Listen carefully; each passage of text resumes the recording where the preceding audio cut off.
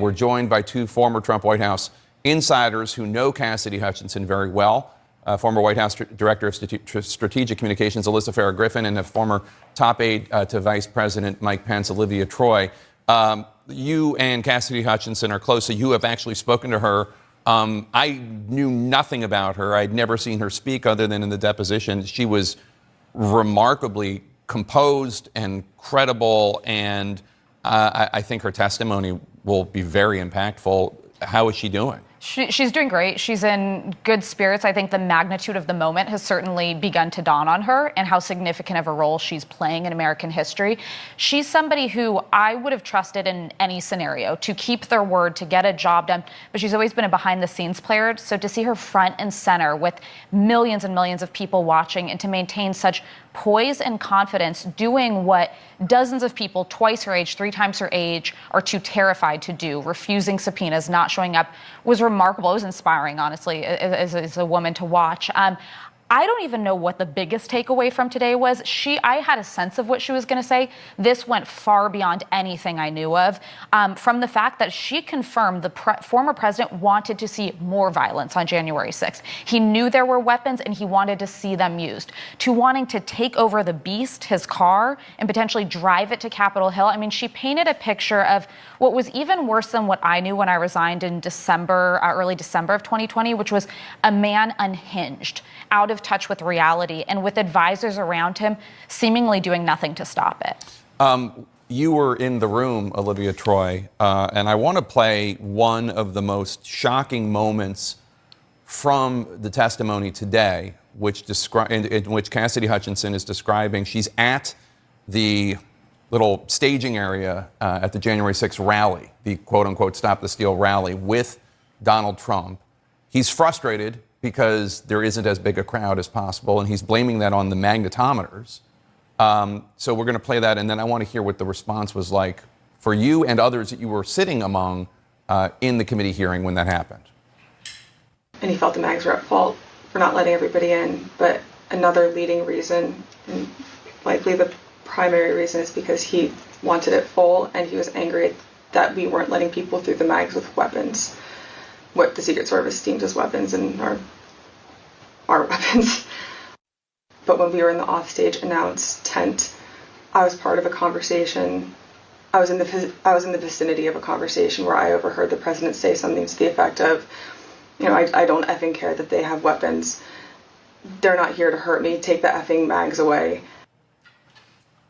They're not here to hurt me. What was your response to that? And what was she goes on to say, by the way, that we're going to go up to the Capitol also. What was your response? What was the response of the members of Congress who were in the Capitol January 6th, the officers who were wounded on January 6th? Yeah, it was infuriating. I felt sick to my stomach. And as I was sitting there, I had a member of Congress to the right of me, Congressman Gallegos, and to the left of me, I had Sergeant Gunnell, who suffered significant injuries that day. And there was Mike Fanone, Harry Dunn, Hodges. They were all sitting there, and I looked to them to see their faces, and then we looked at each other, and I could hear the audible gasp in anger hearing that clip, because when you think about it, this sets a picture of the president leading the charge there and setting them up.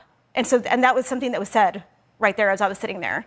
Yeah. They said they set us up. And I can't imagine seeing that clip and living that day the way they did, and seeing the president of the United States talk about a crowd that wasn't big enough and that had weapons and saying, let them in. So I've seen in social media and in news media, that there are people out there, including conservative lawyers, who would say that this is the smoking gun. Mm-hmm. This is Donald Trump knowing that people were armed and not considering them a threat to him and wanting to send those armed people to Capitol Hill. How did you interpret it?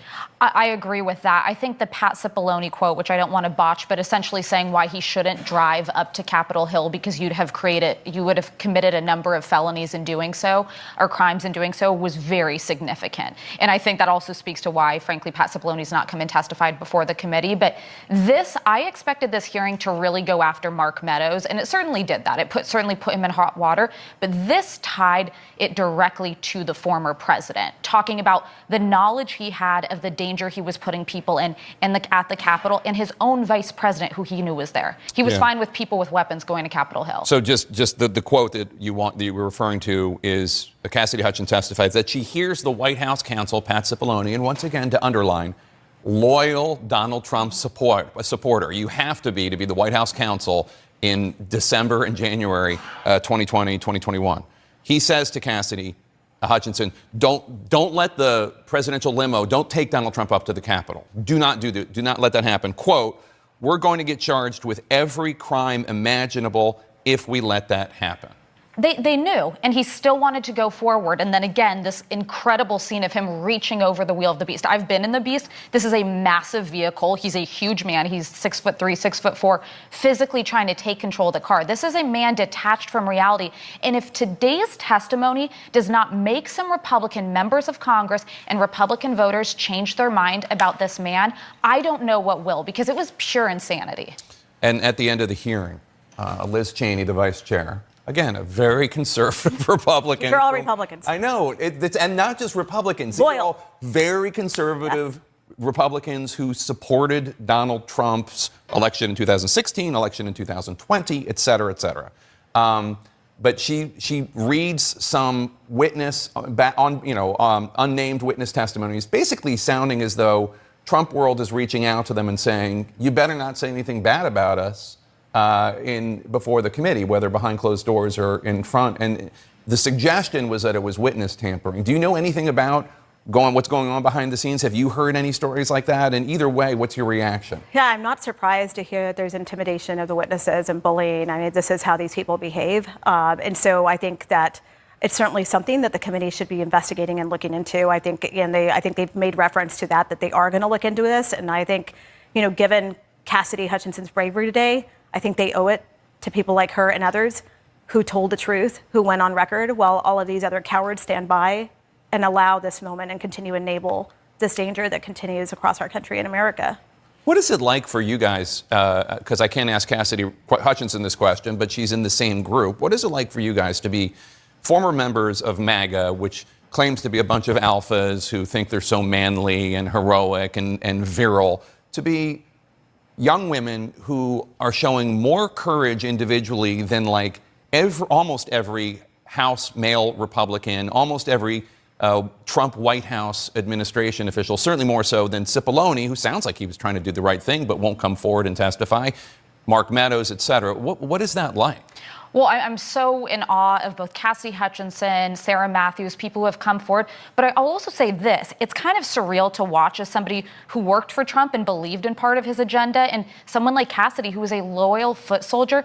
No one would have wanted to be in this position less than Cassidy Hutchinson. This is the last place she wanted to be today, but she felt her duty to the country was way more important than her personal loyalties. And I'm so grateful for women like Olivia who've come forward, but I don't know where all the seated members of Congress are who aren't stepping up. I don't know where the former cabinet secretaries who've remained conveniently quiet since this are. What's it like for you? I mean, because you came out in 2020 basically warning the world about this man and how, in your view, unhinged and dangerous he was. Yeah, and I'm grateful for people like Cassidy who are out there telling the truth about what the reality was in the days and in the aftermath of the election. And it's frustrating and it's angering at times to watch these people continue to enable such a dangerous individual that has proven himself to be dangerous time and time again. And look, Cassidy, her life will be forever changed. Mm-hmm. My life will never be the same. Alyssa's life will never be the same because we stood up and we told the truth. We stood up for our country. And people will say, oh, there's nothing heroic about that. You worked in the Trump administration. Well, you're hearing about the intimidation of witnesses. You're hearing about the bullying. There's no doubt that there are going to be threats on Cassidy's life. I'm worried about her safety. Look, we've gotten threats recently. We were just talking about this and what it means to still continue to be out there talking about this and warning people.